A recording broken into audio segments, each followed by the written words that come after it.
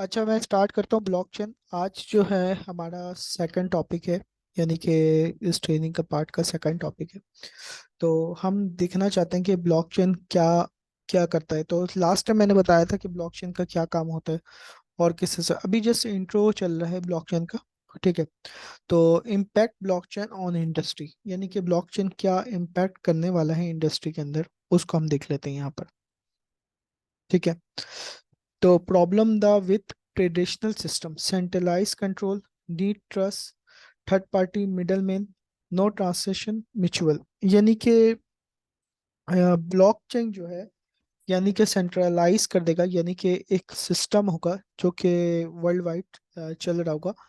इसमें no trust, यानी कि कोई ट्रस्ट का कोई इशू नहीं होगा हमारे पास। और थर्ड पार्टी मिडलवेयर कोई नहीं होगा, यानी कि जैसे कि हम अगर कोई अपनी करेंसी को ट्रांसफर करते हैं तो कुछ भी तो हमें क्या करना होता है कि बीच में मिडलवेयर को रखना पड़ता है, थर्ड पार्टी। तो उसके थ्रू हमारे पास ट्रांसफर होते हैं, यानी कोई भी पेमेंट, यानी कि पेमेंट होते हैं म्यूचुअल म्यूटेबल। ठीक है। तो यहाँ पे ऐसा कुछ नहीं होने वाला। यानी यहाँ सिंपल वे में हम जिसको जो पेमेंट भेजना चाहते हैं हम उसको ट्रांसफर डायरेक्ट कर देंगे। ठीक है। तो ये ब्लॉकचेन में हमारे पास एक एडवांटेज देता है हमें। ठीक है। उसके बाद हम जैसे ही यहाँ पे आते हैं, block industry the distribute by the blockchain. अब कौन कौन सी इंडस्ट्री जो है ब्लॉकचेन के अंदर मौजूद है। बैंकिंग पेमेंट, यानी कि कोई भी पेमेंट से रिलेट हम काम कर रहे होते हैं उस टाइप की। सप्लाई चेन मैनेजमेंट एक बहुत बड़ा होता है। आईओटी, इंटरनेट ऑफ थिंग, यानी कि अभी जो हमारे पास तकरीबन चीज़ें इंटरनेट ऑफ थिंग पे शिफ्ट हो रही है, जैसे घर को ऑटोमेशन, हम कहीं और बैठे हुए और यहाँ से ऑन ऑफ कर सकते हैं। Insurance company, private transport, right sharing, online data storage, charity, voting, government. तो देखें इसके अंदर कुछ इंपॉर्टेंट चीज़ है, जैसे voting, government, health care, online music, retail.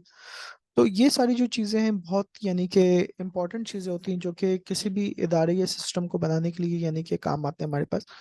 तो इनके लिए हमारे पास इंट्रोडक्शन होता है, यानी कि ब्लॉकचेन की वजह से हमारे पास एक तो ट्रस्ट बिल्ट होता है और इन सब टेक्नोलॉजी के अंदर ये इम्प्लीमेंट कर रहा होता है ब्लॉकचेन। ठीक है।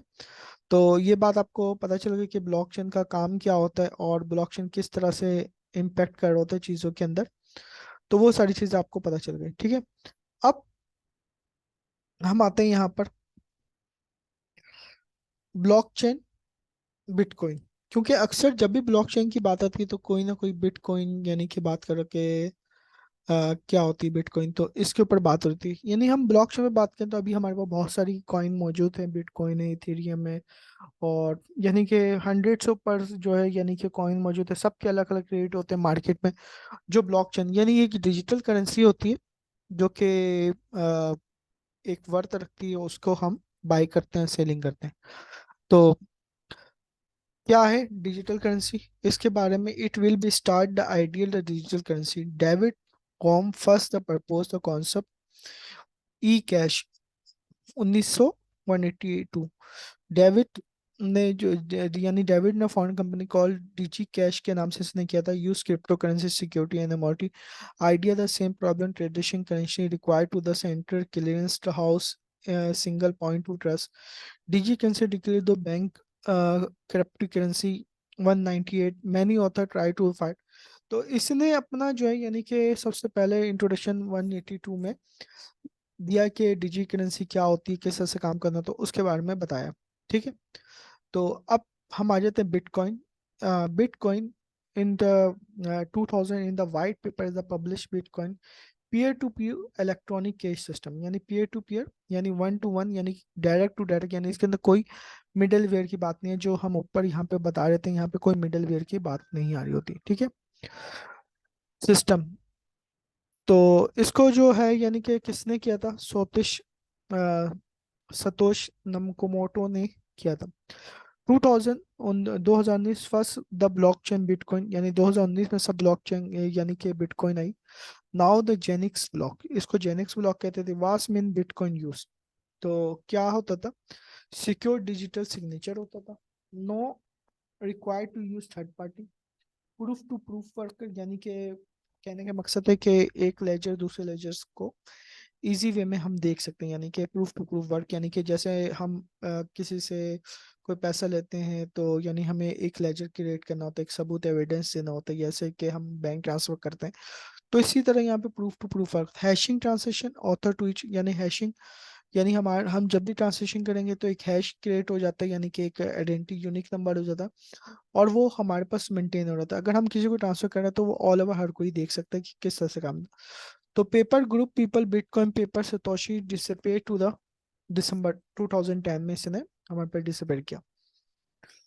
बिटकॉइन प्रॉपर्टी, तो क्या चीज़ है बिटकॉइन की प्रॉपर्टीज और किस हवाले से हमारे पास यूज होती है। Decentralize paper to paper ledger balance करता है, इम्यूटेबल करता है, can be never change transaction, permanent fund ग्रे करते हैं, each bitcoin equal to maintain value.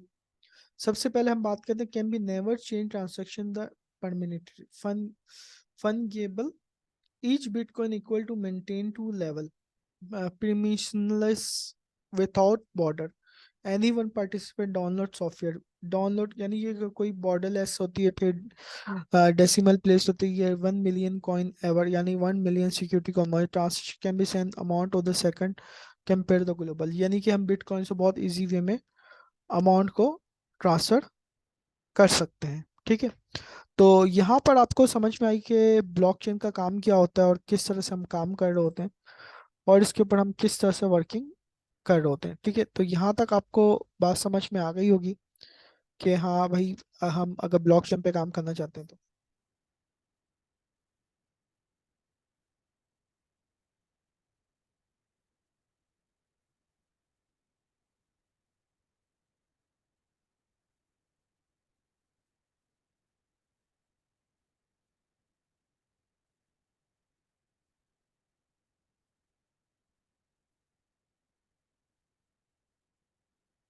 तो यहाँ पर आपने देख लिया होगा कि ब्लॉकचेन, अच्छा हम जो ब्लॉकचेन में सीखेंगे, मैं बार बार बता रहा हूँ कि हम पूरा बनाना सीखेंगे एप्लीकेशन, ये जस्ट बेसिक ओवरव्यू है कि ब्लॉकचेन क्या होता है, उस बारे में थोड़ी बहुत चीज़ें बताएंगे।